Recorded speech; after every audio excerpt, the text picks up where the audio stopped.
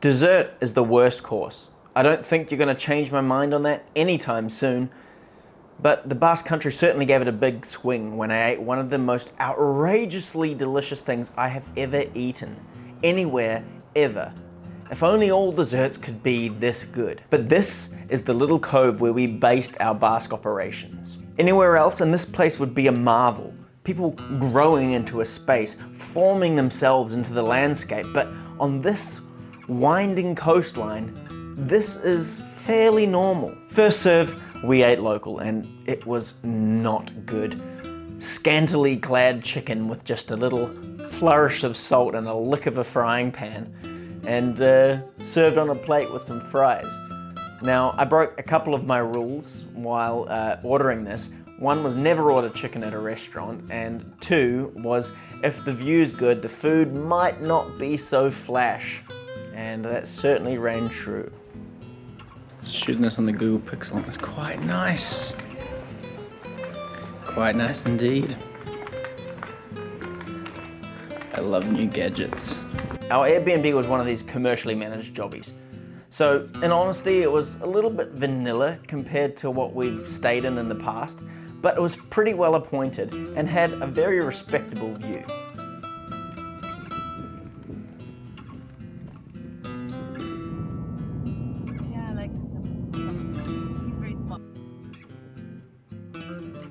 Getteria. It's a few towns over and it's basically the inverse of where we're staying. While we're in a cove, this is perched on a rocky outcrop with a lighthouse and an old fortress. And we'll see this flag, the only flag we'll actually see in this region.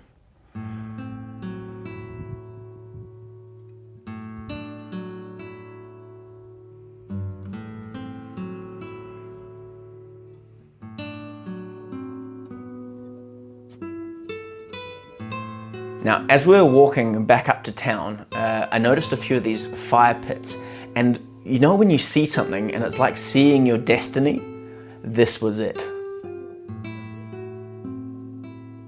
Little detail seems to be the differentiating factor in a lot of these European towns and regions. And quite often, it's in the windows and the balconies and the shutters and the doors. And here, it's natural stone punctuated with these bold, colourful wood details. The whole point of B'n'Feast is to cook a meal and live local. The aim is to try and cook local food using local ingredients, but who's to say people there don't eat pasta, just not very region specific. But I battled through it with this terrible, terrible chef's knife and a glass of wine. You see, this knife was serrated. Right there, IKEA. Bloody awful. IKEA, whoever invented that, but I tried to make it a little bit more region specific.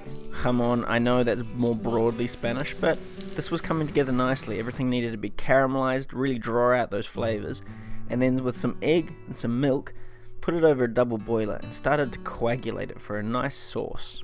Pasta went in, a little bit of pasta water goes in, just because you're meant to do that, and then mixed it all through, and it was actually really, really delicious. So just got some on the plate, a little bit of that extra jamon and peppers, and some of the sauce, some olives, and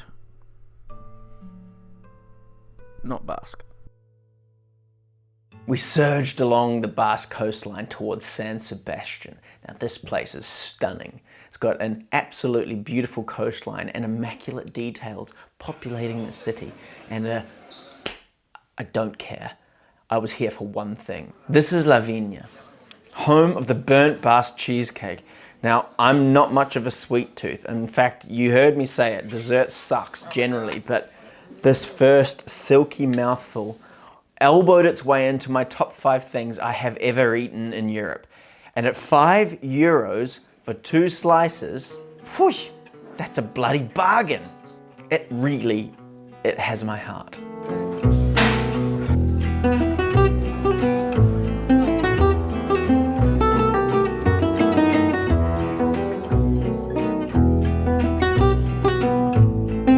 So bisecting the bay that it sits on is a huge fortress perched on top of a mountain, and it gives you some truly stunning views. You've got to take the hike and go up there and see everything there is to see. There's even a little historical museum thing at the top where you can go see sort of how the area developed and how that fortress came to be. But we burnt through daylight just wandering around San Sebastian, taking it all in. Obviously on my mind the whole time was this freaking cheesecake, but it was beautiful and we really enjoyed it. I recommend visiting San Sebastian, but take more than a day. We took, a few hours, but it deserves at least 2 or 3 days. And it's probably a better basis of operations than where we were. But my destiny awaited. The Coles and Guerrero were calling my name, and so we jumped back over a few towns and stole a seat right in front of the Coles. It was bloody beautiful, watching them baste the fish with butter and herbs, and the butter just dripping down onto the coals, spontaneously combusting, smoking the fish. And then amongst it all, there's beef and there's lobsters, and it's just incredible, and I wanted to eat it all, but with the spectre of London rent hanging over my head, I had to refrain. Probably for the better, but wow, it's just beautiful to watch. The next day we dipped into Basque France, specifically to Biarritz. Like I have to ask is, now that I'm here in Biarritz as well, what is the Basque region? Why do they speak a different language? I think through answering that question, we have to figure out why they have different cultures, different customs, different foods. I should be able to answer all of that, but we'll probably do that task when we get back home. Do a little bit of research. Ask a bit of Google. My research has told me a few things about this region, specifically that this culture is possibly prehistoric, and it has managed to resist every effort of assimilation that has come its way to the point where it's developed into this little bubble of persistent culture that is different from everything around it. How? I have no idea. And it also seems like historians really don't have much idea either. Now, for its language, for example, to possibly predate Indo-European languages, you've got to be seriously old and seriously well ingrained to keep that alive. It had even been suggested that that language is the closest thing to what Neanderthals may have sounded like in their communication. I don't know how valid that is. The article I read didn't really cite any sources, but if that is true, holy hell.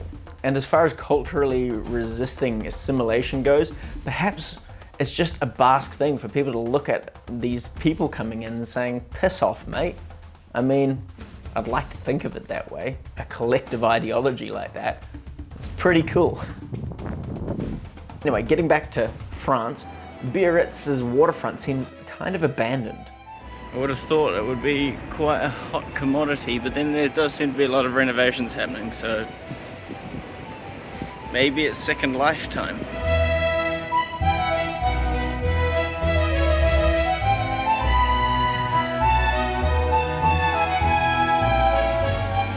Apart from the architecture, the French part of Basque seems to be kind of devoid of Basqueness. It felt steadfastly French, in fact, with little bouts of Basqueness here and there, like this game that these kids were playing.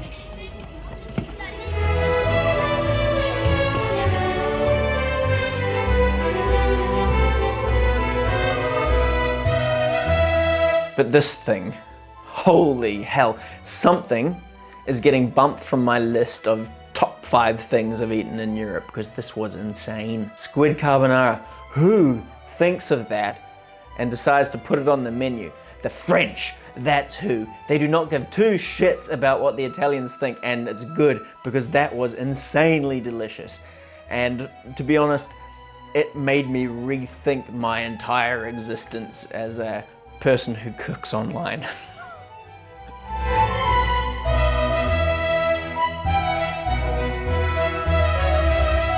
We took in more of France, the beautiful French streets that have a very Basque sort of touch to them, and then enjoyed the fact that you can just pop across the border and get some food that's remarkably different to what we were getting in Spain, Basque region.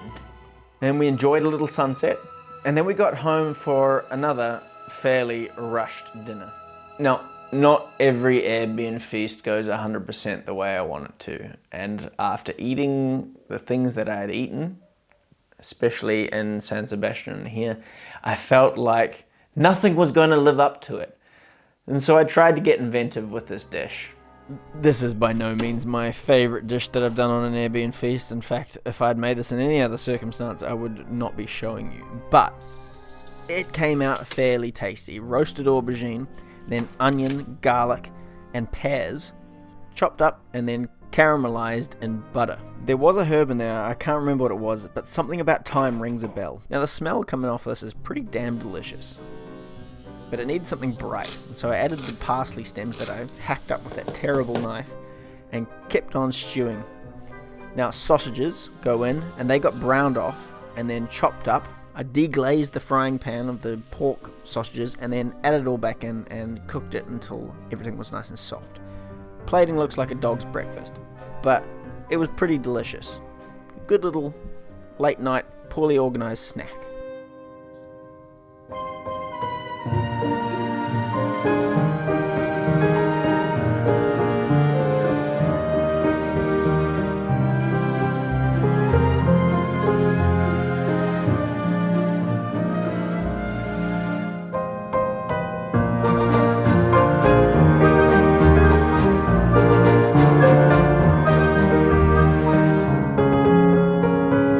I don't think I can give Bilbao a fair shake.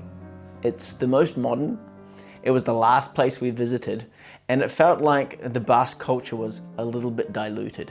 It had been absolutely influenced by the art scene there, and specifically, I mean, we're talking about the Guggenheim and that spectacular building, but it was also indicative of what seems to be happening to that town.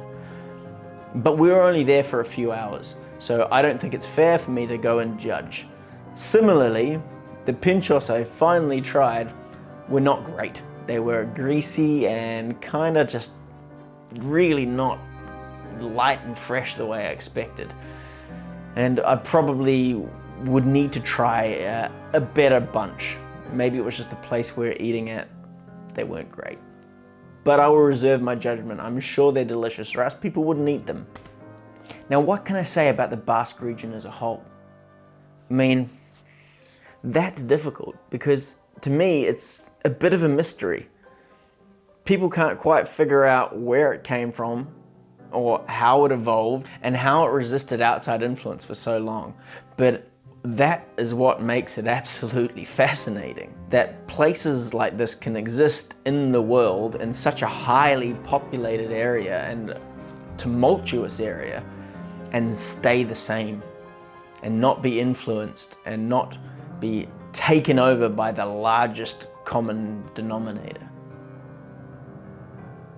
And I think in an effort to understand that, I don't think you ever will, and I don't think I ever can. I think only people who are Basque can actually understand what it means to be Basque. The pursuit of that understanding is fun. And it means that I can only recommend going there and giving it a go. And just taking it in and enjoying it for what it is. And just maybe accepting that you will walk away without really understanding what you saw. But enjoying it nonetheless. If not, the cheesecake. Just go for the cheesecake.